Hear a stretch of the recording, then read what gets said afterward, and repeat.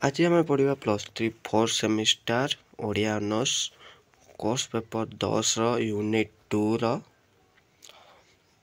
अवधूत जदुराज संवाद भागवतर अवधूत जदुराज संवाद। ठीक अच्छे तो चलते स्टार्ट कर। जगन्नाथ दास लिखित भागवत ग्रंथ ओडिया साहित्यर एक अमूल्य ग्रंथ संपद। ओडिशार जनजीवनर उपरे भागवतर प्रभाव अति व्यापक। संस्कृत भागवत को ओडिया रे अनुवाद करी जगन्नाथ दास ए जातिर अशेष कल्याण साधन करि जाइछन्ति। यह हिंदू मानकर एक पवित्र ग्रंथ। हिंदू मानकर विश्वास रही जे भागवत पाठ कले मोक्ष प्राप्ति हुए। ओडिशा रे एपरि कौनसी हिंदू ग्राम नाही जेउठारे भागवत पठित हुए नाही। संसार रूपक सागर रु मुक्ति पाइबा पाई भागवत हेउची नैक्यार अतुला सदृश। आजिर आधुनिक भिक्षुबद्ध समाज पाई भागवतर उपादेयता अनेक बेसी।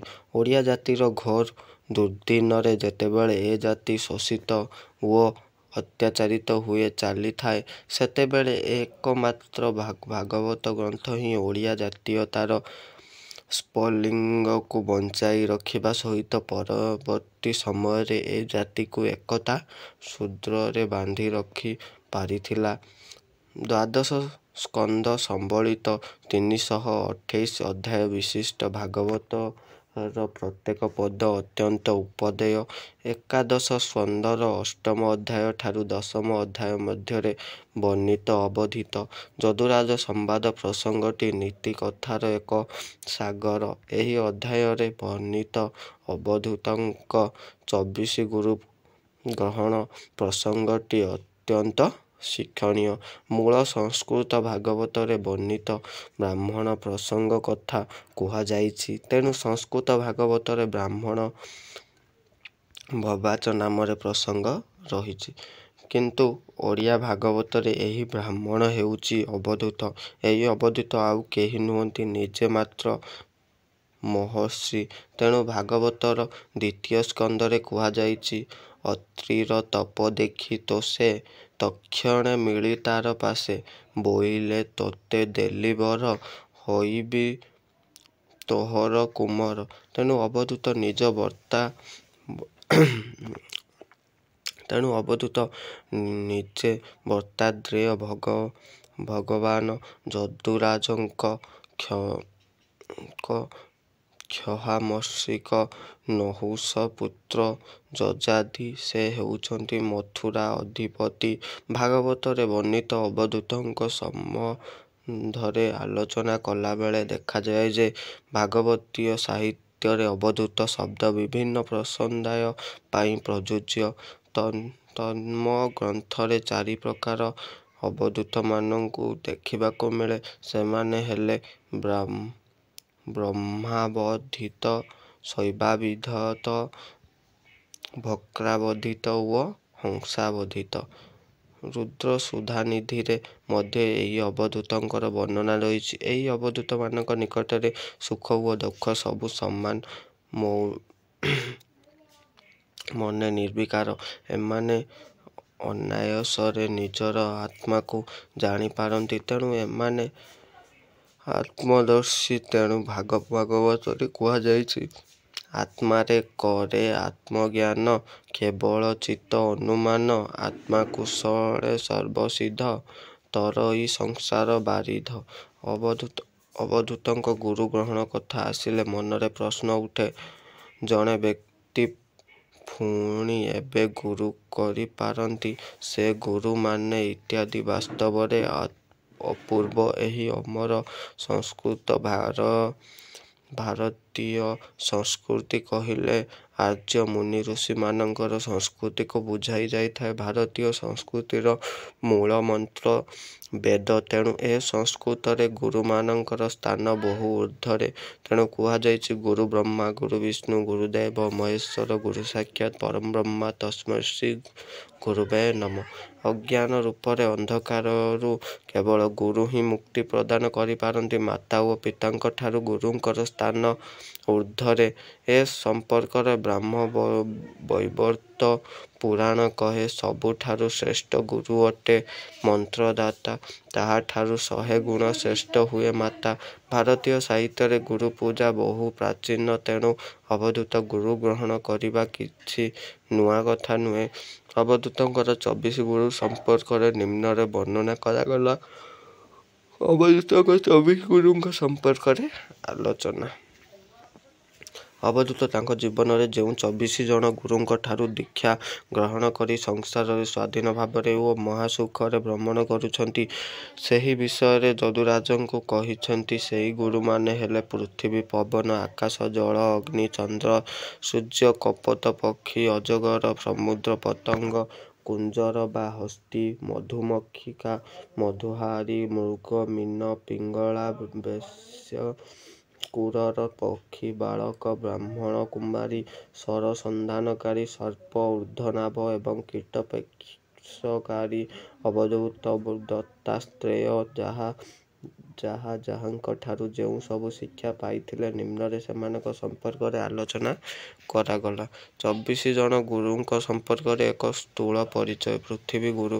ମନୁଷ୍ୟ ତାର ଅଦୃଷ୍ଟ କର୍ମଫଳ ଯୋଗୁଁ ଏ ସଂସାରରେ ଜନ୍ମ ନିଏ, କିନ୍ତୁ କର୍ମର କଷଣରେ ସେ ଦୁଃଖ ପ୍ରକାଶ କରେ। ମାତ୍ର ଏହି ପୃଥିବୀ ନିଜ କର୍ମକୁ ଆଦରି ଦୁଃଖ ସହିଲେ ମଧ୍ୟ କେବେ ବିମୁଖ ହୁଏ ନାହିଁ। ଚିତ୍ତକୁ ସେ ଚଞ୍ଚଳ କରେ ନାହିଁ, ସର୍ବଦା ସ୍ୱଧର୍ମରେ ଦୃଢ଼ ରହେ। ସେ ହେଉଛି ସ୍ଥିର, ଅଚଞ୍ଚଳ ଓ ଅବିଚଳିତ। ସେ ସହନଶୀଳ ଓ ସର୍ବଂସହା। ନିଜେ ଅନେକ ଦୁଃଖ କଷ୍ଟ ଭୋଗ କଲେ ମଧ୍ୟ ସର୍ବଦା ପ୍ରାଣୀଙ୍କ ହିତ ପାଇଁ ତାର ଜୀବନ ଉତ୍ସର୍ଗୀକୃତ। ପ୍ରାଣୀଙ୍କର କଲ୍ୟାଣ ହିଁ ତାର ଏକମାତ୍ର ପରମ ବ୍ରତ। କେବଳ ପୃଥିବୀ ନୁହେଁ, ପୃଥିବୀ ପୃଷ୍ଠରେ ଥିବା ବୃକ୍ଷଲତା ଓ ପର୍ବତମାନଙ୍କରେ ମଧ୍ୟ ସେହି ଲକ୍ଷଣ। କିନ୍ତୁ ମନୁଷ୍ୟ ପୃଥିବୀ ପୃଷ୍ଠରେ ଜନ୍ମ ଗ୍ରହଣ କରି ଆତ୍ମପରବଶ ହୋଇ ଅନେକ ଦୁଃଖ କଷ୍ଟ ଭୋଗ କରେ। ମାତ୍ର ଯେଉଁ ମନୁଷ୍ୟ ସୁଖରେ ଉନ୍ମୟ ଓ ଦୁଃଖରେ ବିଚଳିତ ନ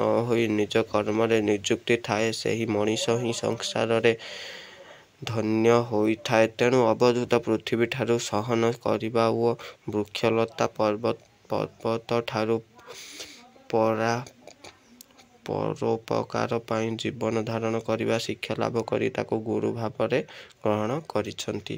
ପବନ ଗୁରୁ। ପବନ ହିଁ ଜୀବନ। ବିଶ୍ୱରେ ଏପରି କୌଣସି ପ୍ରାଣୀ ନାହିଁ ଯିଏ ପବନ ବିନା ବଞ୍ଚି ପାରିବ। ମାତ୍ର ସେହି ପବନ ସର୍ବଦା ବିଦ୍ୟମାନ ଥିଲେ ହେଁ ନିର୍ଦ୍ଦିଷ୍ଟ ଭାବରେ କାହା ପ୍ରତି କେବଳ ଆସକ୍ତି ହୁଏ ନାହିଁ। ପ୍ରାଣୀଙ୍କ ଶରୀରରେ ପବନ ଅଛି ଏବଂ ତାର ଶରୀରରୁ ଗନ୍ଧ ବହନ କରି ନେଉଛି, କିନ୍ତୁ ପ୍ରାଣୀର ଦେହ ପ୍ରତି ତାର ଆଦୌ ଆସକ୍ତି ନାହିଁ।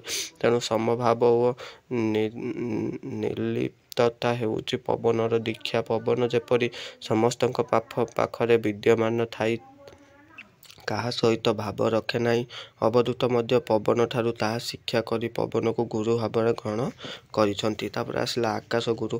ଆକାଶ ନିର୍ବିକାର ଭାବରେ ସବୁଆଡ଼େ ବ୍ୟାପି ଯାଇଛି। ସେହି ଆକାଶରେ ମେଘଖଣ୍ଡମାନ ସୃଷ୍ଟି ହୋଇ ସେହି ଆକାଶକୁ ଢାଙ୍କି ଦିଅନ୍ତି। ସେହି ମେଘଖଣ୍ଡର ଛାୟା ପୃଥିବୀ ପୃଷ୍ଠରେ ପଡ଼ି ମେଘ ଓ ଆକାଶ ମିଶିଗଲା ପରି ଦେଖାଯାଆନ୍ତି। ମାତ୍ର ଆକାଶ ମେଘ ସହିତ ନ ମିଶି ନିର୍ମଳ ଦେଖାଯାଇଥାଏ। ସେହିପରି ଅବଧୂତ ମଧ୍ୟ ସଂସାରରେ ଜନ୍ମ ହୋଇ ସଂସାର ପ୍ରତି ଆସକ୍ତ ହୋଇପାରି ନାହାନ୍ତି। ଦେହଠାରୁ ଆତ୍ମାର ପାର୍ଥକ୍ୟ ଓ ନିର୍ଲିପ୍ତତା ଆଦି ଆକାଶଠାରୁ ଶିକ୍ଷା କରି ତାଙ୍କୁ ଗୁରୁ ଭାବରେ ମାନିବା ସହ ନିରାସକ୍ତ ଭାବରେ ସଂସାରରେ ବିଚରଣ କରିବା କଥା କହିଛନ୍ତି। ତାପରେ ଆସିଲା ଜଳଗୁରୁ। 4 ନମ୍ବରରେ ଜଳଗୁରୁ। ଜଳ ହେଉଛି ସୁନିର୍ମଳ, ସୁଶୀତଳ ଏବଂ ସୁମଧୁର। ସୁମଧୁର ବଚନ ଶୁଣି ମନ ଯେପରି ଆହ୍ଲାଦିତ ହୋଇଥାଏ, ସେହିପରି ସୁମଧୁର ଜଳ ପାନ କରି ମଣିଷର ଆତ୍ମା ସନ୍ତୋଷ ଲାଭ କରିଥାଏ। ତୀର୍ଥ ସ୍ପର୍ଶ କରି, ଦର୍ଶନ କରି, ହରିନାମ କୀର୍ତ୍ତନ କରି ଲୋକମାନେ ଯେପରି ଆନନ୍ଦ ଲାଭ କରିଥାନ୍ତି ବା ନିଜକୁ ପବିତ୍ର ମଣିଥାନ୍ତି, ଠିକ୍ ସେହିପରି ସୁନିର୍ମଳ ଜଳରେ ସ୍ନାନ, ତର୍ପଣ ଓ ମାଜଣା କରି ନିଜକୁ ପବିତ୍ର ମଣିଥାନ୍ତି।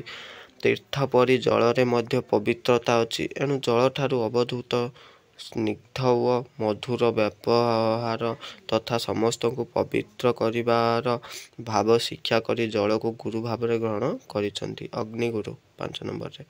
ଅଗ୍ନି ହେଉଛି ସର୍ବଭକ୍ଷ। ସେ ଖାଦ୍ୟରେ ଦୋଷ ଗୁଣ କିଛି ବିଚାର ନ କରି ସବୁ କିଛିକୁ ଅନାୟାସରେ ଗ୍ରାସ କରିଥାଏ। ଅବଧୂତ ମଧ୍ୟ ଜନ ପରିତ୍ରାଣ ପାଇଁ ଭବ ସଂସାରରେ ଭ୍ରମଣ କଲା ବେଳେ ଯେଉଁଠି ଯାହା ମିଳିଲା ତାହାକୁ ବିନା ବାଛା ବିଚାରରେ ଭୋଜନ କରିଥାନ୍ତି। ତାର ଉଦର ହିଁ ପ୍ରାପ୍ତ। ଅଗ୍ନି ଭଳି ଆହାରର ତାଙ୍କର କୌଣସି ଭଲ ମନ୍ଦର ବିଚାର ନଥାଏ। ଯେଉଁଠି ଯାହା ମିଳିଲା ତାହା ସେ ଖୁସି ମନରେ ଭୋଜନ କରୁଥିବାରୁ ଅଗ୍ନି ଭଳି ତାଙ୍କର ଶରୀର ମଧ୍ୟ ତେଜଦୀପ୍ତ ହୋଇଛି। ତପ ତେଜରେ ଦେଦୀପ୍ୟମାନ ହେବା ଆହାର ସଞ୍ଚୟ ନ କରି ଯଥାଯୋଗ୍ୟ ବିଷୟ ସେବନ କରି ମଧ୍ୟ ତହିଁର ଦୋଷରେ ଦୂଷିତ ନ ହେବା ଆଦି ଶିକ୍ଷା କରି ଅଗ୍ନିକୁ ଗୁରୁ ଭାବରେ ଗ୍ରହଣ କରିଛନ୍ତି। ତାପରେ ଆସିଲା ଚନ୍ଦ୍ରଗୁରୁ। ମଣିଷ ତାର ଜୀବନ କାଳରେ ଜନ୍ମ ଯୌବନ ଜରା ମୃତ୍ୟୁ ସହ ସୁଖ ଦୁଃଖ ଶୁଭ ଅଶୁଭ ଆଦିର ଅଧୀନ ହୋଇଥାଏ। ଆତ୍ମା ସହିତ ଏସବୁର କୌଣସି ସମ୍ପର୍କ ନାହିଁ। ଯିଏ ଜନ୍ମ ହୋଇଥାଏ ତାର ମୃତ୍ୟୁ ସୁନିଶ୍ଚିତ। ଆକାଶରେ ଉଜ୍ଜ୍ୱଳ ହୋଇ ଦେଖାଯାଉଥିବା ଚନ୍ଦ୍ର ମଧ୍ୟ କୃଷ୍ଣ ପକ୍ଷ ଓ ଶୁକ୍ଳ ପକ୍ଷରେ ହ୍ରାସ ବୃଦ୍ଧି ହୋଇଥାଏ। ମାତ୍ର ଏହା ଏକ ଭ୍ରାନ୍ତି, କାରଣ ଚନ୍ଦ୍ର ହେଉଛି ଅକ୍ଷୟ। ଏହାର କୌଣସି ହ୍ରାସ ବା ବୃଦ୍ଧି ନଥାଏ। ମନୁଷ୍ୟର ଆତ୍ମା ମଧ୍ୟ ଠିକ୍ ଚନ୍ଦ୍ର ଭଳି ଅକ୍ଷର ଓ ଅମର ଅଟେ। ଶରୀରର ହ୍ରାସ ବୃଦ୍ଧିରେ ଆତ୍ମାର ହ୍ରାସ ବୃଦ୍ଧି ବା ବିକାଶ ହୁଏ ନାହିଁ ବୋଲି ଚନ୍ଦ୍ରଠାରୁ ଶିକ୍ଷା କରି ଚନ୍ଦ୍ରକୁ ଗୁରୁ ଭାବରେ ଅବଧୂତ ଗ୍ରହଣ କରିଛନ୍ତି। ତାପରେ ଆସିଲା ସୂର୍ଯ୍ୟଗୁରୁ। ସୂର୍ଯ୍ୟ ହେଉଛନ୍ତି ସକଳ ଶକ୍ତିର ଆଧାର। ସେହି ନିର୍ଦ୍ଦୋଷ ଓ ନିର୍ଲିପ୍ତ। ସେ ସବୁ ସ୍ଥାନରେ ସମାନ ଭାବରେ କିରଣ ପ୍ରଦାନ କରିଥାନ୍ତି। ସେ ଭଲ ମନ୍ଦର ବିଚାର ନ କରି ସବୁଠାରୁ ରସ ବା ଜଳ ଗ୍ରହଣ କରିଥାନ୍ତି। ଆବଶ୍ୟକ ସମୟରେ ସେହି ଜଳକୁ ବର୍ଷା ଆକାରରେ ତ୍ୟାଗ କରନ୍ତି। ସେ ରସ ପ୍ରତି ଆସକ୍ତ ନୁହନ୍ତି କି ତାହାକୁ ତ୍ୟାଗ କରିବାରେ କୁଣ୍ଠିତ ମଧ୍ୟ ନୁହନ୍ତି। ସୂର୍ଯ୍ୟ ଯେପରି ନିଜ କିରଣ ମାଧ୍ୟମରେ ରସ ସଂଗ୍ରହ କରନ୍ତି, ମଣିଷର ଶରୀରରେ ଥିବା ଇନ୍ଦ୍ରିୟମାନେ ମଧ୍ୟ ଯେ ଯଥାସ୍ଥାନରେ ଥାଇ ବିଷୟ ଅନ୍ୱେଷଣ ପୂର୍ବକ ତାହାକୁ ଭୋଗ କରିଥାନ୍ତି। କିରଣ ଦ୍ୱାରା ସଂଗ୍ରହ ହୋଇଥିବା ରସ ବା ଜଳକୁ ସୂର୍ଯ୍ୟ ଯେପରି ରଖେ ନାହିଁ, ଠିକ୍ ସେହିପରି ଏହି ଇନ୍ଦ୍ରିୟଗ୍ରାହ୍ୟ ବିଷୟକୁ ମଧ୍ୟ ନିଜ ପାଖରେ ନ ରଖି ତାହାକୁ ବିତରଣ କରିବା ଆବଶ୍ୟକ। ଅବଧୂତ ସୂର୍ଯ୍ୟଙ୍କଠାରୁ ଏହି ଦୀକ୍ଷା ଗ୍ରହଣ କରି ଇନ୍ଦ୍ରିୟ ରସ ବା ଇନ୍ଦ୍ରିୟ ଭୋଗ ପାଇଁ ଆସକ୍ତ ନୁହନ୍ତି। ଆବଶ୍ୟକତା ଅନୁସାରେ ବିଷୟ ଗ୍ରହଣ କରି ପୁନଃ ସମୟାନୁସାରେ ତାହାକୁ ଦାନ କରିଦେବା ବିଷୟ ସୂର୍ଯ୍ୟଠାରୁ ଶିକ୍ଷା କରି ତାହାକୁ ଗୁରୁ ଭାବରେ ଗ୍ରହଣ କରିଛନ୍ତି। ତାପରେ ଆସିଲା କପଟଗୁରୁ।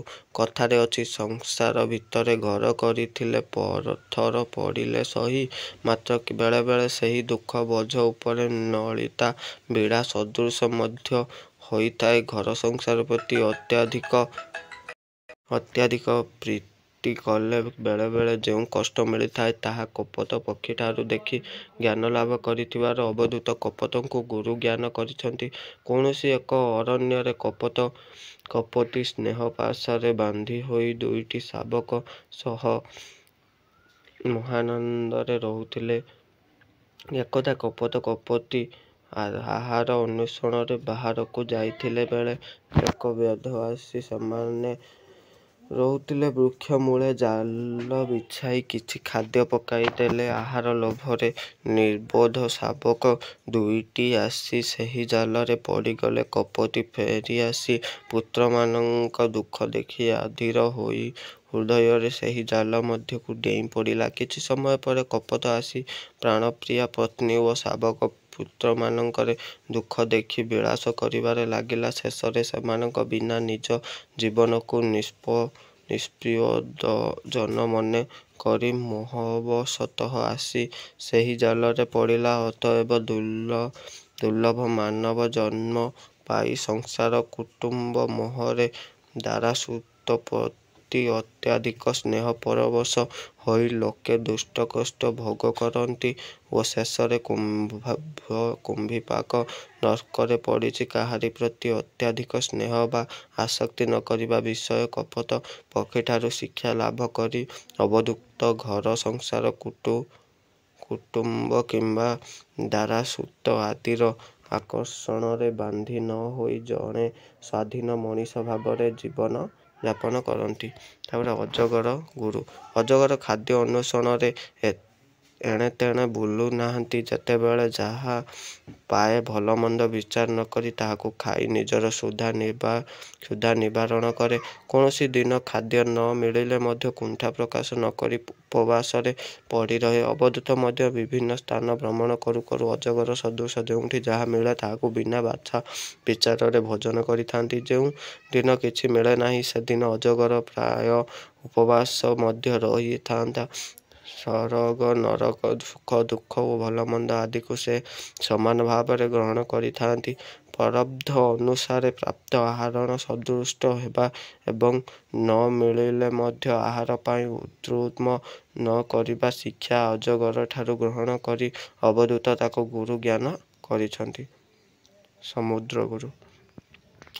ତ ଭିଡ଼ିଓଟି ଲମ୍ବା ହେଇଯିବ। ତାପରେ ବି ମୋର ଦେହ ଟିକେ ଖରାପ ଅଛି, ସେଥିପାଇଁ ମୁଁ ଭିଡ଼ିଓ ଅପଲୋଡ଼ କରିପାରୁନଥିଲି। ତ ଆପଣମାନଙ୍କୁ ମୁଁ ଦେଖାଇ ଦେଉଛି, ଆପଣମାନେ ସ୍କ୍ରିନଶଟ୍ ମାରି ପଢ଼ିଦେବେ। ଏଇଠି ମୁଁ 9ଟି ଗୁରୁଙ୍କ କଥା ମୁଁ ଆଲୋଚନା କଲି। ଆଉ ଯେଉଁ ରହିଲେ 11ଟି ଗୁରୁ ଆପଣମାନେ ସ୍କ୍ରିନଶଟ୍ ମାରି ଦିଅନ୍ତୁ, ଠିକ୍ ଅଛି। ନହେଲେ ଭିଡ଼ିଓଟି ଲମ୍ବା ହେଇଯିବ। ଯଦି ସବୁ ମୁଁ 20ଟି ଗୁରୁଙ୍କ ନାଁରେ ପଢ଼େଇବି ତାହେଲେ ଭିଡ଼ିଓଟି ଲମ୍ବା ହେଇଯିବ। ତ ମୁଁ ଦେଖାଇ ଦେଉଛି, ଆପଣମାନେ ସ୍କ୍ରିନଶଟ୍ ମାରି ପଢ଼ିପାରିବେ, ଠିକ୍ ଅଛି।